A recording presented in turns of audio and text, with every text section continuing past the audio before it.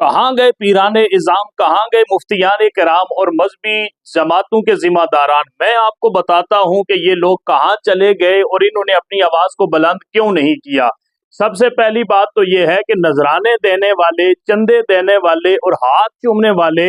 پیران اظام کے پاس اور مذہبی لوگوں کے پاس بے شمار لوگ ہیں، لیکن جو جان کا نذرانہ دینے والے ہیں وہ صرف اسی ایک مذہبی جماعت کے پاس موجود تھے، جس کو تحریک لبیک پاکستان کہا جاتا ہے اور جس کے امیر سعد حسین رضوی صاحب ہیں۔ اس جماعت کے پاس وہ لوگ تھے کہ جو جانوں کا نذرانہ دینا جانتے تھے اور مذہب کے معاملے کے اوپر کسی قسم کا یہ لوگ کمپرومائز نہیں کرتے تھے۔ صرف یہی آپ کے پاس ایک جماعت ہے اور یہی ایک جماعت آپ کے پاس آواز بلند کرنے والی تھی۔ کسی جگہ مسجد کی بے حرمتی ہوتی، کسی جگہ پر ناموس رسالت کا مسئلہ ہوتا، کسی جگہ پر مذہبی شاعر کا معاملہ ہوتا تو آپ کی یہی جماعت باہر نکلتی تھی اور یہی جاندار طریقے سے اپنی آواز کو بلند کرتی تھی۔ آپ کی ہزاروں مساجد کو سیل کر دیا گیا ہے، آپ کے ہزاروں مدارس کو سیل کر دیا گیا ہے۔ جہاں اللہ کا گھر سیل ہو سکتا ہے وہاں آپ کا آستانہ جو ہے وہ کوئی بہت بڑی جگہ نہیں ہے کہ اس کو سیل کرنا ان لوگوں کے لیے مشکل ہے۔ لہٰذا یہ جتنے لوگ ان کے پاس موجود تھے ان کا تعلق بھی مختلف آستانوں کے ساتھ تھا، ان کا تعلق بھی مختلف جو ہے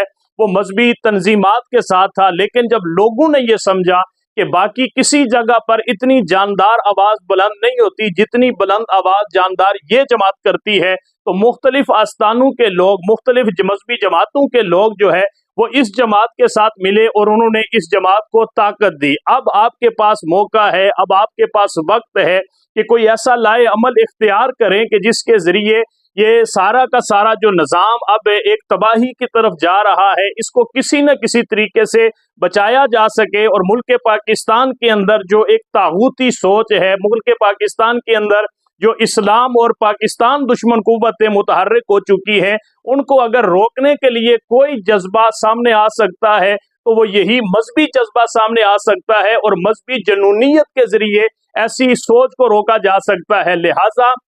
سعد حسین رضوی صاحب کی جماعت کا نام بھی میڈیا پر جو ہے وہ مذہبی جماعت کا نام لے کر لیا جاتا ہے۔ کیا اس کے اوپر بین ہے؟ کیا ایسا نام لینا جو ہے وہ ممنوع ہے کہ میڈیا کے اوپر اس کا نام بھی نہیں لیا جاتا؟ ہوش کے ناخن لے کر اب بھی آپ کے پاس موقع ہے کہ بڑی بڑی جو مقتدر شخصیات ہیں وہ بیٹھیں اور مل بیٹھ کر کوئی ایسا راستہ اختیار کریں کہ جس کے ذریعے ہمارا ملک بھی تباہی سے بچ جائے، ہمارا مذہب بھی محفوظ رہے، مذہبی اقدار بھی محفوظ رہے، اور جس مقصد کے لیے یہ ملک بنا تھا اس مقصد کے اندر بھی ہم کامیاب ہو سکے۔